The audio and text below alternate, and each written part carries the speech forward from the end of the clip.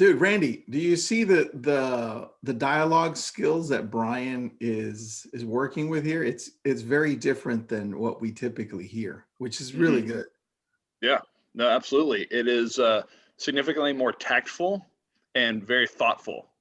It's not sloppy. Brian seems to be very particular with the words he's choosing to use, which is I'm increasingly trying to more important.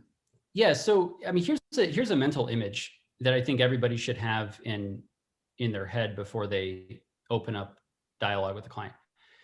So if you submit a test lead, you're pretty much going to hear somebody call and say, "Hi, Tristan, this is Brian at Keller Williams. You submitted your info on my website. I thought I'd give you a call and see if you have any questions." At which point Tristan goes, "Nope, I'm just looking. No, thanks. Not that serious right now." Yeah. Right? Okay. So imagine that happened 5 times in a row and you're pitching time number 6 and all of that just happened right in a row. Like the dude got 5 calls like that in a row. What are you going to say when you call?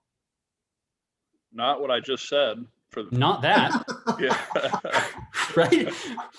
Like he 0 for just 5. heard that 0 for 5, right? So I'm going to say, Tristan, this is Brian. We met through my website. You're checking out some properties here in Red Rock Country Club. I feel kind of guilty. I don't think my assistant invited you to VIP Buyer. We've got a lot of clients that are going through our COVID sensitivity showings with video.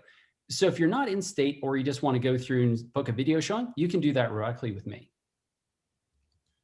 Is that the same thing the other guy said? No. Nope. Hell no. Is it an offer? Yes. Does it have embedded authority that other people are actually doing it and taking me up on the offer? Mm-hmm. Yes. If you say you're just interested, do I have a way of downselling you into something else?